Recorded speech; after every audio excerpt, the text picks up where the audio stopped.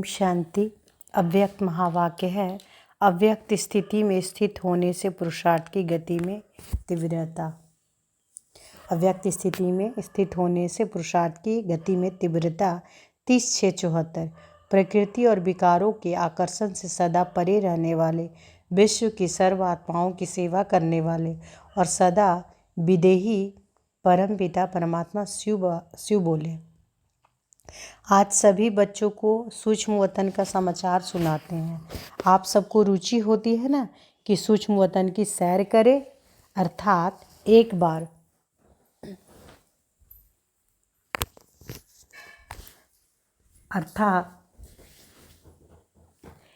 बार वतन को जरूर देखें।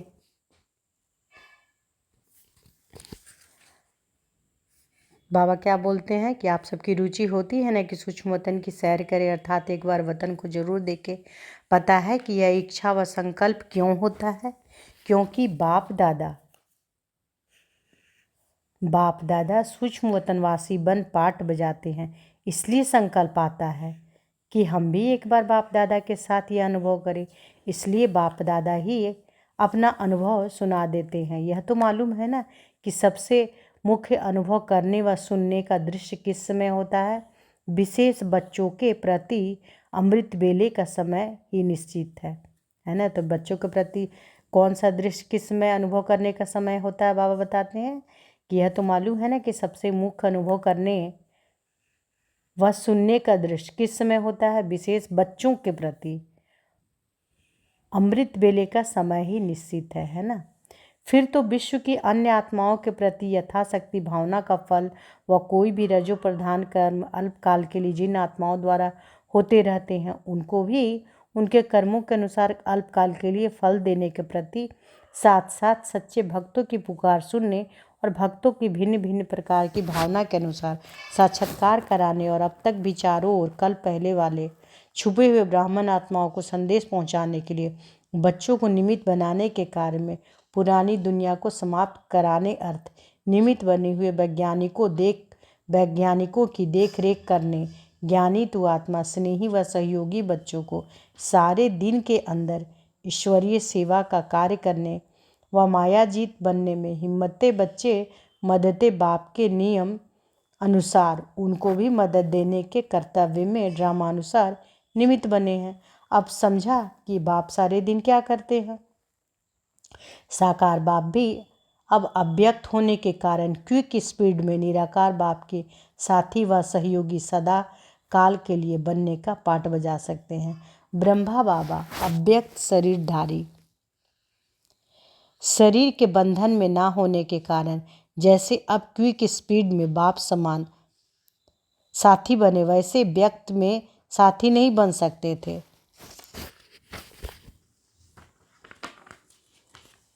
क्यों नहीं बन सकते थे? कारण क्या है?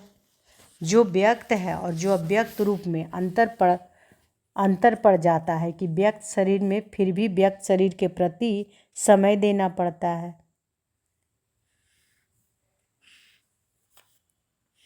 व्यक्त शरीर में फिर भी व्यक्त शरीर के प्रति समय देना पड़ता और कभी कभी कर्म भोग के प्रति भी अपने निमित्त सर्व शक्तियों को यूज करना पड़ता है। तो व्यक्त शरीर में स्वयं के प्रति, बच्चों के प्रति या विश्व के प्रति, इन तीनों में ही समय देना पड़ता है। और व्यक्त शरीरधारी होने के कारण व्यक्त साधनों के आधार पर सर्विस करनी पड़ती है, लेकिन अव्यक्त रूप में स्वयं के प्रति के भी साधनों का आधार नहीं लेना पड़ता। इस प्रकार एक तो संपूर्ण होने के नाते संपूर्णता की तीव्र गति है, दूसरा स्वयं पर समय व शक्तियाँ यूज ना करने के कारण सेवा में भी तीव्र गति है, तीसरा विनाशी साधनों का आधार ना होने के कारण संकल्प की गति भी तीव्र है। संकल्प द्वारा कहीं भी पहुँचने और विनाशी शरीर द्वारा कहाँ पहुँचने में समय और शक्ति का कितना अंतर पड़ जाता है। ऐसे ही व्यक्त और अव्यक्त की गति में भी अंतर है। साइंस वाले समय और अपनी एनर्जी अर्थात मेहनत को साधनों के विस्तार को सूक्ष्म और शॉर्ट कर रहे हैं, कम से कम 1 सेकंड तक पहुंचने की तीव्र पुरुषार्थ कर रहे हैं और सफलता को पा रहे। जैसे विनाश के अर्थ निमित्त बनी हुई आत्माएं गति सूक्ष्म और तीव्र होती जा रही है, तो ऐसे ही स्थापना के अर्थ निमित्त बनी हुई आत्माओं की स्थिति और गति भी सूक्ष्म और तीव्र होनी चाहिए ना, तभी तो दोनों कार्य संपन्न होंगे। तो अब व्यक्त शरीर में अव्यक्त शरीर में अंतर समझा। अव्यक्त होना ड्रामा अनुसार किस सेवा के निमित्त बना हुआ है, क्या इस रहस्य को समझा। ब्रह्मा का पाठ स्थापना के कार्य में अंत तक नूंधा हुआ है। जब तक स्थापना का कार्य संपन्न नहीं हुआ तब तक निमित्त बनी हुई आत्मा ब्रह्मा का पाठ समाप्त नहीं होना है। वह तब तक दूसरा पाठ नहीं बजा सकते। जगत पिता के नए जगत की रचना संपन्न करने का पाठ ड्रामा में नूंधा हुआ है। मनुष्य सृष्टि के सर्ववंशावली रचने का सिर्फ ब्रह्मा के लिए ही गायन है। ग्रेट ग्रेट ग्रैंडफादर इसलिए गाया हुआ है। सिर्फ स्थिति स्थान और गति का परिवर्तन हुआ है, लेकिन पाठ ब्रह्मा का अभी तक वही है। कईयों के संकल्प पहुंचते हैं कि इतना समय बाबा क्या कर रहा है। बाप भी प्रश्न पूछते हैं कि क्या ब्रह्मा के साथ ब्राह्मणों का सर्वात्माओं के कल्याण अर्थ निमित्त बनने का पाठ व नई सृष्टि की स्थापना का नूंधा हुआ पाठ समाप्त हुआ है। तो बाबा क्या करें कि कईयों के संकल्प पहुंचते हैं कि इस समय बाबा क्या कर रहा है। बाबा भी प्रश्न पूछते हैं कि क्या ब्रह्मा के साथ ब्राह्मणों का सर्वात्माओं के कल्याण अर्थ निहित बनने का पाठ व नई सृष्टि की स्थापना का नूंधा हुआ पाठ समाप्त हुआ है। जब पाठ समाप्त हुआ और सृष्टि का परिवर्तन ही नहीं हुआ तो ब्रह्मा का पाठ समाप्त कैसे होगा। जब पाठ समाप्त नहीं हुआ और सृष्टि का परिवर्तन ही नहीं हुआ तो ब्रह्मा का पाठ समाप्त कैसे होगा। स्नेह के कारण ही संकल्प आता है कि वतन में इतना समय क्या करेंगे, वतन का पाठ इतना समय क्यों और कैसे। यह संकल्प कब आता है, यह भी एक गुप्त रहस्य है।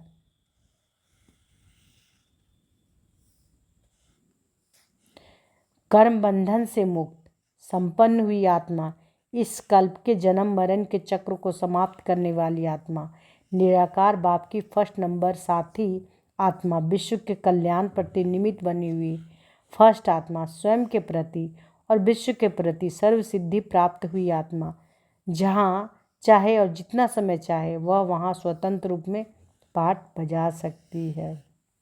जब अल्पकाल की सिद्धि प्राप्त करने की आत्माएं अपनी सिद्धि के आधार पर अपने रूप परिवर्तन कर सकती है, तो सर्व सिद्धि प्राप्त हुई आत्मा अव्यक्त रूपधारी बनकर जितना समय चाहे वह उतना समय ड्रामा अनुसार नहीं रह सकती। आत्मा को निराकारी व अव्यक्त स्टेज के व्यक्त में लाने के कारण क्या होता है। आत्मा को निराकारी व अव्यक्त स्टेज से व्यक्त में लाने का कारण क्या होता है। एक कर्मों का बंधन, दूसरा संबंध का बंधन, तीसरा व्यक्त सृष्टि के पाठ का बंधन और देह का बंधन। चोला तैयार होता है और आत्मा को पुराने से नए में आकर्षित करता है। तो इन सब बंधनों को सोचो। स्थापना के पाठ का जो बंधन है वह व्यक्त से अव्यक्त रूप में और ही तीव्र गति से हो रहा है। इस कल्प के अंदर अब अन्य देह के आकर्षण का बंधन नहीं, देहधारी बन कर्म बंधनों में आने का बंधन समाप्त कर लिया। जब सर्व बंधन से मुक्त आत्मा बन गई तो वह व्यक्त देश आत्मा को खींच नहीं सकते। जैसे साइंस द्वारा भी स्पेस में चले जाते हैं और धरनी के आकर्षण से परे हो जाते हैं तो धरनी उनको खींच नहीं सकती। ऐसे ही जब तक नए कल्प में, नए जन्म में और नई दुनिया में पाठ बजाने का समय नहीं आया तब तक वह आत्मा स्वतंत्र है और व्यक्त संबंधों से मुक्त है। समझा। तो बाबा क्या समझाएं। इसलिए अब भिन्न भिन्न प्रकार के संकल्प नहीं करना। ब्राह्मण बच्चों के साथ जो बाप का वायदा है, साथ चलेंगे, साथ मरेंगे और साथ जिएंगे, अर्थात पाठ समाप्त करेंगे। ब्रह्मा बाप ने बच्चों के साथ जो कंट्रास्ट विश्व परिवर्तन का उठाया है वह आधे में छोड़ सकते हैं क्या। स्थापना के कार्य में निमित्त बनी हुई नींव फाउंडेशन बीच में निकल सकती है क्या। जो कर्म मैं करूँगा मुझे देख सब करेंगे। यह स्लोगन कर्म अर्थ निमित्त बनी हुई आत्मा समाप्त नहीं करेंगी। अभी सेवा का कर्म बाप को देखते हुए कर रहे हैं ना, कर्म करके दिखाने की निमित्त बनी हुई आत्मा अंत तक साथी और सहयोगी अवश्य बनती है। अच्छा, यह हुआ संकल्प का रिस्पॉन्स। अमृत वेले का समाचार फिर दूसरी बार सुनावेंगे, क्योंकि यह विशेष तौर से बाप और बच्चों का समाचार है और उसका तो विस्तार होगा। अच्छा, ऐसे गुह राज्यों को समझने वाले राजयुक्त, योग युक्त, ज्ञान युक्त, युक्ति युक्त, सर्वगुणों से युक्त, प्रकृति और विकारों के आकर्षण से सदा परे रहने वाले बाप के साथ स्थापना के कार्य में तीव्र गति से सहयोगी बनने वाले और सदा स्नेही आत्माओं को बाप दादा का याद प्यार और गुड नाइट और नमस्ते। तो मुरली का सार क्या है कि सूक्ष्म वतन में रहते हुए भी अव्यक्त बाप दादा भक्तों की पुकार सुनने, वैज्ञानिकों की देखरेख करने, छिपे हुए बच्चों को खोज निकालने और ब्राह्मणों बच्चों के पुरुषार्थ और सेवा में मदद करने का कार्य करते हैं। दूसरा, अव्यक्त शरीरधारी होने से एक तो संपूर्ण होने के कारण संपूर्णता की गति तीव्र गति है। दूसरे, स्वयं पर समय व शक्ति यूज न करने के कारण सेवा में तीव्र गति और तीसरे, विनाशी साधनों का आधार न होने के कारण संकल्प की गति भी तीव्र है। अच्छा, ओम शांति।